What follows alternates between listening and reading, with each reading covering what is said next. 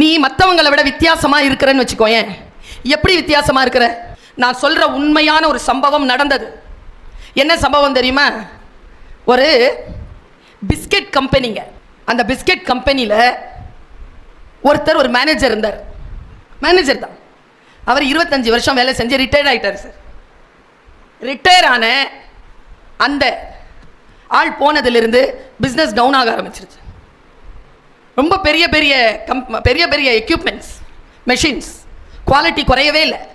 என்ன பிரச்சனைனா, ஃபாரின் கண்ட்ரீஸ்க்கு போகுதில்ல இந்த பிஸ்கெட் பேக்கெட்ஸ். அந்த பிஸ்கெட் பேக்கெட்டில் அந்த பேக்கெட் ஒன்று இருக்குது. அந்த பேக்கெட் வந்து அட்டை டப்பா. அதில் 25 பேக்கெட் போகுதுன்னா 21, 22 தான் பிஸ்கெட் இருக்குது. 3 பிஸ்கெட் இல்லை. பேர் கெட்டு போய் குறைய ஆரம்பிக்குது கம்பெனியினுடைய name.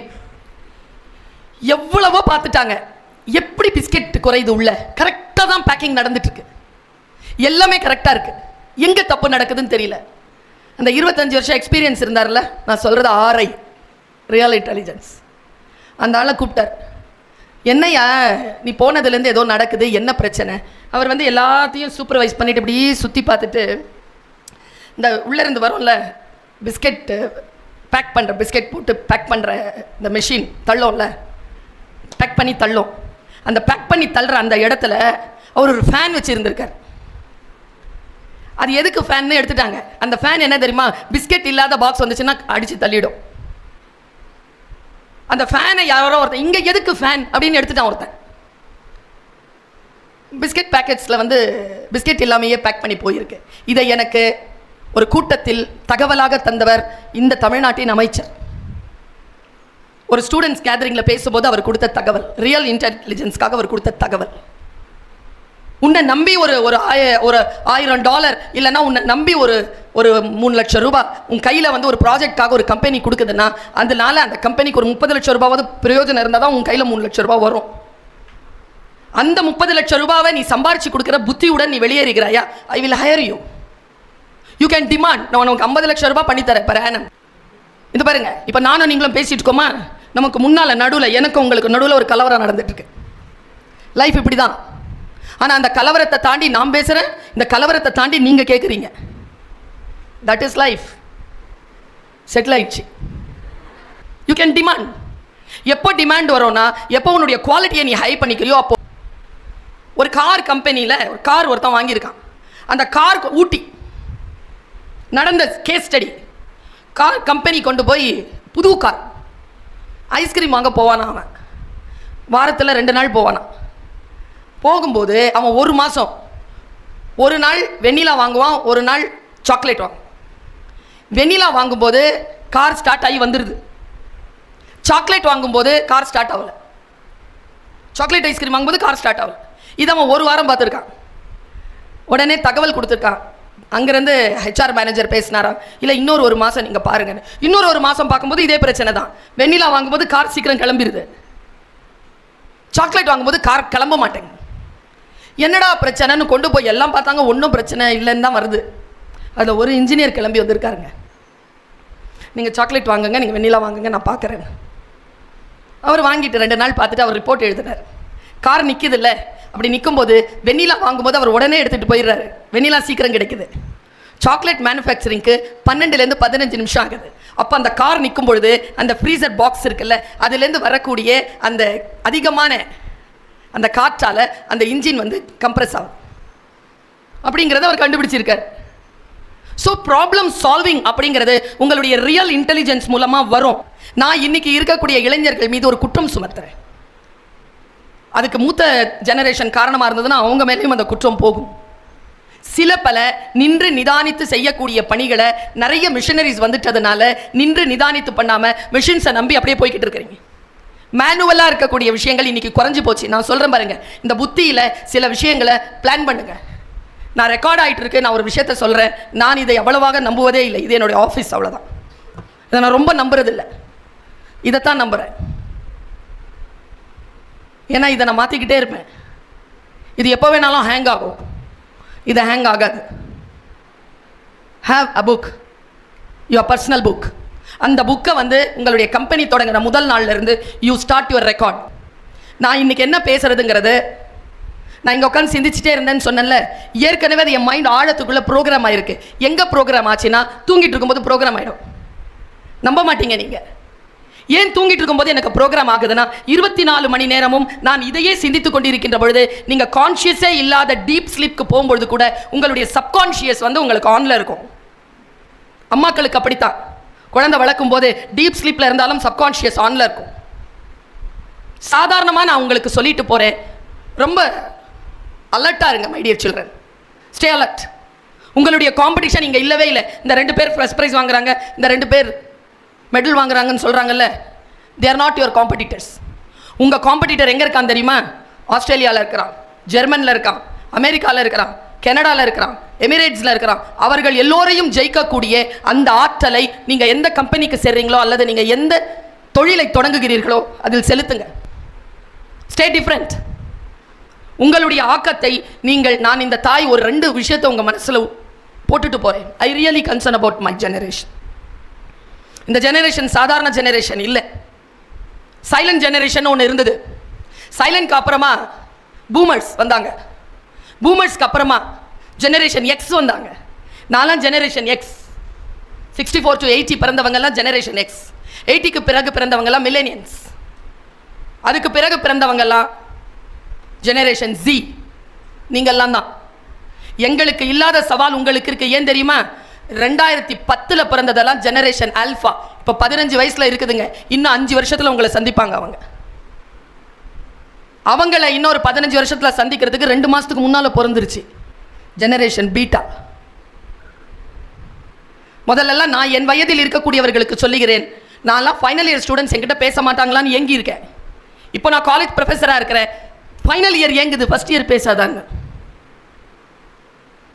Youth power, young mind power இன்னைக்கு டாப் மோஸ்ட் ரேஞ்சில் இருக்குதுன்னா, நீ உள்ளே போகும் பொழுது அடுத்த ஜெனரேஷனுக்கு மேலே நீ நிற்கணும்னா நீ இன்னும் உன்னுடைய டோலை நிற்கணும். இந்த லேயரில் நீ ஏறினால் ஒழிய சஸ்டெயின் பண்ணுறது. நான் ஒன்று சொல்கிறேன், உன் டைரிகளில் இன்று எழுதி வைத்துக்கொள். முதல் வெற்றியை வரலாறு காகிதத்தில் தான் எழுதி வைக்கும். 2வது வெற்றியை தான் அது பொன் எழுத்துகளில் பொறிக்கும். முதல் வெற்றி காகிதம்தான். 2வது வெற்றிக்கு நீ உன்னை கொண்டு போகணும். முதல் வார்த்தையில் சொன்னேன், எங்கே இருக்க விரும்புகிறாயோ அங்கே இரு. 2வது வார்த்தையில் சொல்லுகிறேன், எதற்காக நினைவு கூறப்பட வேண்டும் என்று நினைக்கிறாயோ start that program from now. NOW now. எதற்காக நினைவு கூறப்பட வேண்டும் என்று விரும்புகிறாய்? சிக்னேச்சர் போட்டுட்டு போ. அது யூத்தாக இருக்கிற நீ. This is the greatest phenomenon of the earth. Time. You have youth time. இந்த மேடையில் இருக்கக்கூடிய யாருக்கும் இல்லை உங்ககிட்ட இருக்கிற அந்த காலம். You are just 20, 21. இவங்க எல்லாருமே 50 தாண்டிட்டாங்க. 30 வருஷம் அவங்க உனக்கு முன்னால் போயிட்டாங்க. நீ 30 வருஷம் அவங்களுக்கு பின்னால் வர நீ மிகப்பெரிய உலகத்தை பார்க்க போகிறாய். இதை வரலாறு காகிதத்தில் எழுதி கொள்ளும். பொன்னெழுத்துகளால் பொறிக்கப்பட வேண்டும் என்றால் நீ சில சாதனைகள் செய். அதை இந்த மேடைக்கு நீ மறுபடியும் இந்த சீஃப் கெஸ்டாக வந்து உட்கார். அப்பொழுது உன்னுடைய 2வது வரலாறை இந்த கல்லூரி தன்னுடைய பொன்னேடுகளில் பொறித்து வைத்திருக்கும். வாழ்க்கை நமக்கு வாய்ப்புகளைத்தான் தரும், வெற்றிகளை தரவே தராது. யார் ஒருவர் வாய்ப்புகளை சரியாக பயன்படுத்திக் கொள்கிறோமோ அவர்களுக்குத்தான் வெற்றி கிடைக்கும். வெற்றி கூட ஒரு வாட்டி கிடைக்கிறது இல்லை, தொடர்ந்து கிடைப்பதற்கான உழைப்பு. என்ன கேட்டால் பல பேர் தன்னுடைய வாழ்க்கையில் ஒரு சின்ன ரிலாக்ஸேஷன் ஆயிடுறீங்க. எப்போ தெரியுமா? வெற்றி பெற்றவுடன் நீங்கள் ரிலாக்ஸ் ஆகுறீங்கல்ல, அங்கே தோற்கிறோம். வெற்றி என்பது responsibility. Your victory starts from now. You have to change this victory as a சாதனை. சாதனையாக இதை மாற்று. இது விக்ட்ரி தான். இந்த விக்ட்ரியை சாதனையாக மாற்றுறதுக்கு கிளம்பு. பரவாயில்ல, உன் கையில் இருக்கக்கூடிய கால் லெட்டர் 12 லட்சம் ரூபாய் தான் இருக்கா? Go. Don't say no. Go and grow. Go and grow. நமக்கான வாய்ப்பு பல நேரங்களில் அவ்வளவு சாதாரணமாக கிடைக்காது குழந்தைகளை. எனக்கு தெரிஞ்சு இந்த 3 வருஷத்தில் உங்கள் வரைக்கும் வந்து பிரபலமான எத்தனையோ டேலண்ட்ஸ் இருக்காங்க. நான் உங்கள் வரைக்கும் வந்து சேர்றதுக்கு 30 வருஷம் செலவழிச்சிருக்கேன். 27 வருஷம் நீங்கள் யாருன்னு எனக்கு தெரியாது, நான் யாருன்னு உங்களுக்கு தெரியாது. ஆனால் 27 வருஷமும் இதே வேலையை நான் செய்திருக்கிறேன். இன்றைக்கு உங்கள் முன்னால் நிற்கிறேன். கொரோனா காலத்தில் எத்தனையோ ஸ்பீக்கர்ஸ் எந்த வாய்ப்பையும் எடுத்துக்கொண்டதில்லை. என்னை போல ஒரு 4-5 பேர் தான் தமிழ்நாட்டில் லேப்டாப்க்கு முன்னால் உட்காந்து பேசணும்ப்பா. இந்த மாதிரி மீட்டிங்ல நின்று பேசுறது தான் நல்லா இருக்கும்.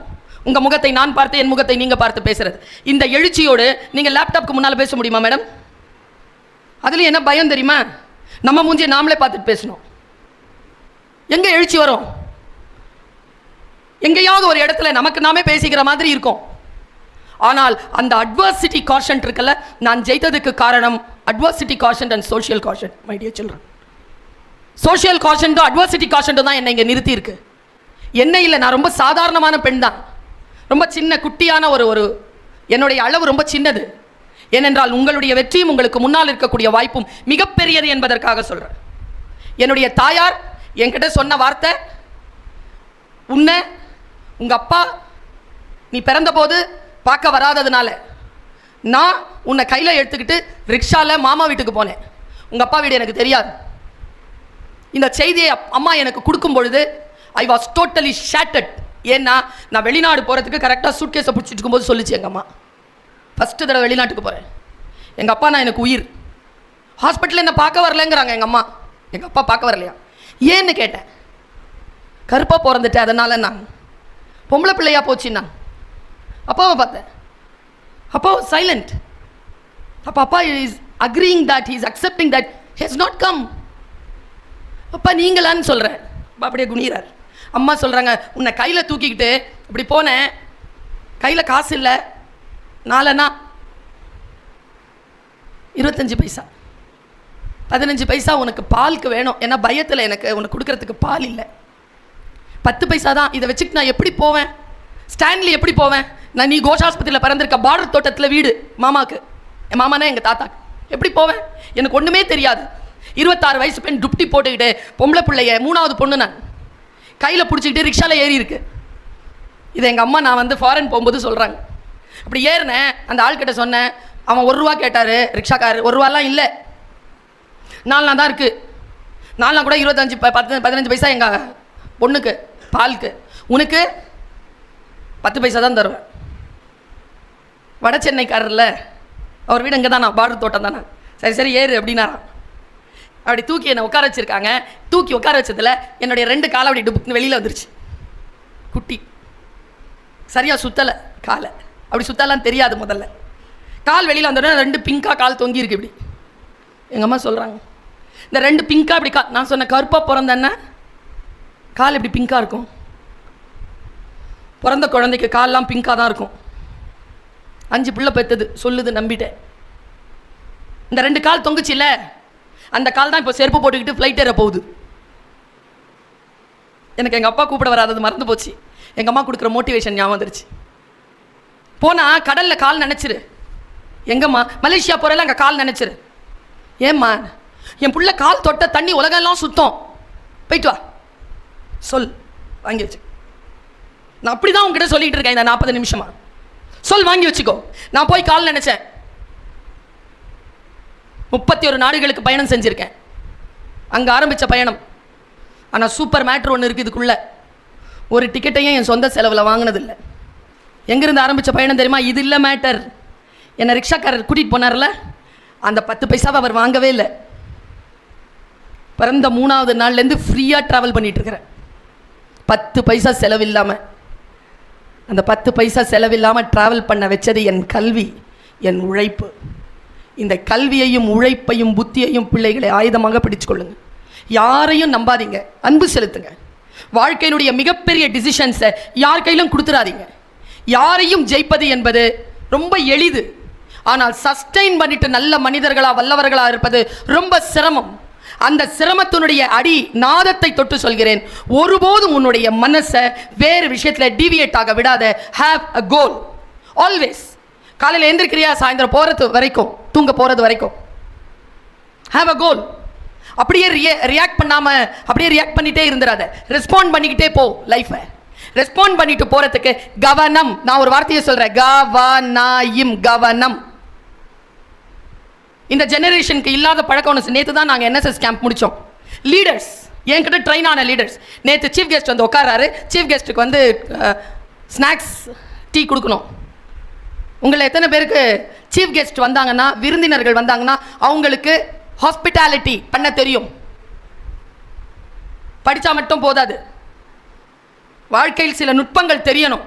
வெறும் படிச்சுட்டு இன்ஜினியராகவே இருக்கிறீங்களா மேடம் நீங்கள்லாம்? வீட்டுக்கு போனால் நான் படிச்சுட்டு நான் என்ன சொல்ல வருகிறேன் என்றால் என் பையன் சொல்லமா தள்ளுமா அப்படின்ட்டு போவான். அவனுக்கு நான் அம்மா தான். ஒரு போன வாரம் சொல்கிறான் என் பையன், என்ன தொண்டை கட்டிக்கிட்டே இருக்குது, நிறைய மீட்டிங்கா? ஆமாம். அப்படின்னா நல்ல ஏண்டா நல்லா பேசுகிற வரைக்கும் நான் கூப்பிட்டுக்கிட்டே இருப்பாங்கடா. லா படிக்கிறான், அதான் சொல்கிறேன் ஒரு நாளாவது நல்லா பேசு அப்படின்ட்டு போயிட்டான். எப்படி இருக்கும் எனக்கு? பையன் அப்படி தான் பேசுவான். அம்மாக்க கிட்ட பையன் அப்படி தான் பேசுவான். தள்ளும்பாங்க. என் அண்ணா என்ன நடுவில் நிற்கிற தள்ளும்பாங்க. இங்கே எல்லாரும் வாங்க மேடம் வணக்கம் மேடம் பீங்க. வீட்டுக்கு போனால் நான் வேற எல்லா இடத்துலையும் கொடி தூக்கிக்கிட்டே இருக்க முடியாது. அதையும் மனசில் வச்சுக்கோங்க. எல்லாமே இப்படி அலைய முடியாது. கொண்டு வந்து சீஃப் கெஸ்ட்டுக்கு டீ அந்த ஸ்நாக்ஸும் பிஸ்கெட்டை வைக்க சொல்கிறேன். ஃபஸ்ட்டு கொண்டு வந்து டீ வைக்குது. டீயை சாப்பிட்டுட்டு சமோசா சாப்பிட முடியுமா? Basic knowledge. சமோசா சாப்பிட்டுட்டு தானே மேடம் டீ சாப்பிட முடியும். ஏன் தெரியுமா? அது இல்லை, குழந்தைகளுக்கு வீட்டுக்கு எந்த விருந்தும் வர்றதில்லை. வீட்டில் ப்ராக்டிஸே இல்லை. வீடு அப்படி ஆயிடுச்சு. நாமாவது ட்ரெஸ் பண்ணிட்டு ஹோட்டலுக்கு போவோம் சாப்பிட்றதுக்கு குடும்பத்தோட. இப்போ அந்த பழக்கமும் போயிடுச்சு. எல்லாம் இந்த வாசலுக்கு கொண்டாந்து கொடுக்குறாங்க சார். அதே அழுக்கு நைட்டியோட போய் உட்காந்துக்கிட்டு அதே பீட்சா சாப்பிட்ருக்கோம். அந்த பீட்சாவுடைய விலையை கேட்டால் நெஞ்சு எரியுது எனக்கு. 750 ரூபா சார். எங்கள் குடும்பம் உட்காந்து சாப்பிடும் சார். நாங்கள் 3 பேர் சிக்கன் பிரியாணி மட்டன் சொல்லிட்டு நல்லா நாங்கள் 3 பேரும் சாப்பிடுவோம். வீட்டில் சமைச்சி சாப்பிட்டோம். அது இத்தினூண்டு பண்ணு, அதுக்கு பீட்சான்னு பேர். முதல் வார்த்தையே கெட்ட வார்த்தை. கலாச்சாரம் எங்கேயோ போயிட்டுருக்கு.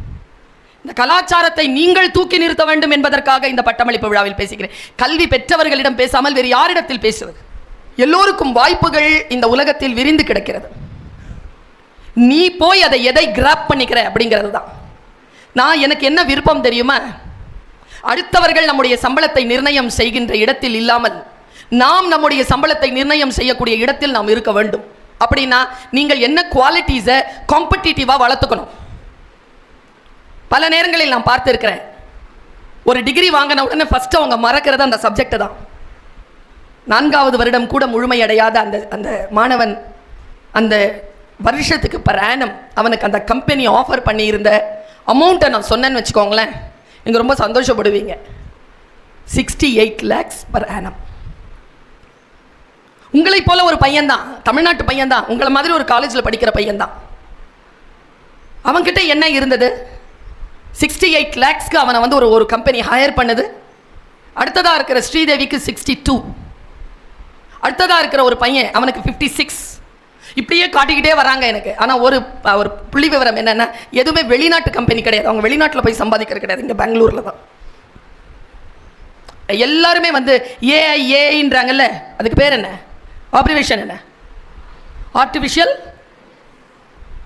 இன்னைக்கு இந்த உலகத்தை ரூல் பண்ண ஆரம்பிச்சிருச்சு. ஆனால் நான் சொல்லட்டுமா, 1000 ஏஐ வந்தாலும், லட்சக்கணக்கான ஏஐ கான்செப்ட் வந்தாலும், மனிதன் உயிரோடு இருக்கின்ற வரைக்கும் அவனுடைய ஆர்ஐ இருக்குல்ல, ரியல் இன்டெலிஜென்ஸ், அதை எந்த ஆர்டிஃபிஷியல் இன்டெலிஜென்ட்டாலையும் வெல்ல முடியாது என்கின்ற நிலையில் இந்த நாடு நம்புகிறது என்றால், உங்களை நம்பித்தான் அந்த முடிவுக்கு அவர்கள் வருகிறார். ரியல் இன்டெலிஜென்ஸை வெல்ல முடியாது. நான் ஒரு உதாரணத்துக்கு சொல்கிறேன், ரொம்ப ஆர்டிஸ்டிக்கலாக சொல்கிறேன். ஒரு கம்பெனி நடந்தது, வெரி வெரி ஸ்மால் குவாண்டம், அது வெரி ஸ்மால். அந்த வெரி ஸ்மால் குவாண்டமை தான் நீ எடுத்து பெருசாக்குவ. சின்ன விஷயங்களை கரெக்டாக யோசிக்கிறவன் தான் வாழ்க்கையில் ஜெயிக்கிறான். சின்ன விஷயத்தில் தோக்கிறவன் தான் 99 ஒருத்தன் வாங்குறான், 99.1 ஒருத்தன் வாங்குறான். அந்த 0.1ங்கிறது ரொம்ப சின்ன குவாண்டம் தான். ஆனால் அந்த 0.1 தான் எக்ஸலன்ஸ், அந்த 0.1 தான் லெஜெண்டரி, அந்த 0.1 தான் அதுக்கும் மேலே. நீ அதுக்கும் மேலே இருக்கிறியா?